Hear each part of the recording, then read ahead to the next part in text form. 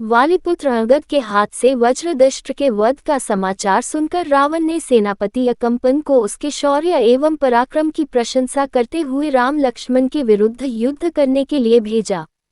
महापराक्रमी अकम्पन सोने के रथ में बैठकर असंख्य चुने हुए भयानक नेत्रों वाले भयंकर राक्षस सैनिकों के साथ नगर से बाहर निकला।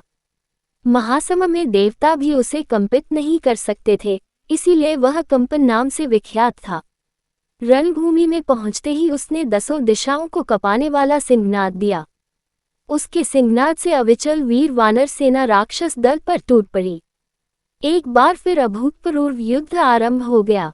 उन सब के ललकारने और गरजने के स्वर के सामने सागर की गर्जना भी फीकी प्रतीत होने लगी।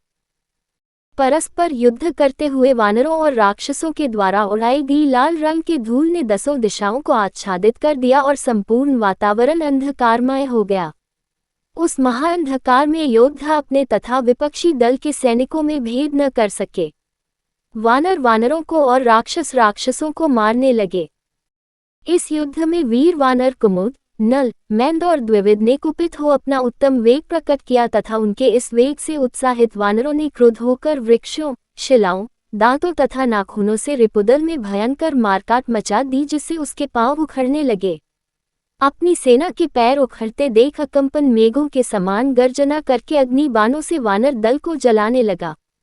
वानर सेना को इस प्रकार अग्नि में भस्म होते देख परम तेजस्वी पवन पुत्र हनुमान ने आगे बढ़कर अकम्पन को ललकारा।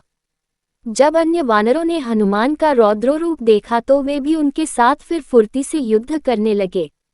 उधर हनुमान को देखकर अकम्पन भी गरजा। उसने अपने तरकस से तीक्ष्ण बाण निकालकर हनुमान को अपने लक्ष्य बनाया। उन्होंने वार बचाकर एक विशाल शिला अकम्पन की ओर फेंकी। जब तक वह शिला अकम्पन तक पहुंचती तब कर उसने अर्धचंद्राकार बाण छोड़कर उस शिला को चूर चूर कर दिया। इस प्रकार शिला के नष्ट होने पर हनुमान ने कर्णिकार का वृक्ष उखाड़कर अकम्पन की ओर फेंका। अकम्पन ने अपने एक बाण से उस वृक्ष को भी नष्ट किया और एक साथ 14 बाण छोड़कर हनुमान के शरीर को रक्तरंजित कर दिया। इससे हनुमान के क्रोध की सीमा न रही।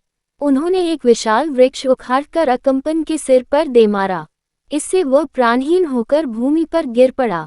अकम्पन के मरते ही सारे राक्षस सिर पर पैर रख कर भागे। वानरों ने उन भागते हुए शत्रुओं को पेड़ों तथा पत्थरों से वहीं कुचल दिया। जो शेष बचे, उन्होंने रावण को अकम्पन के मरने की सूचना सुनाई।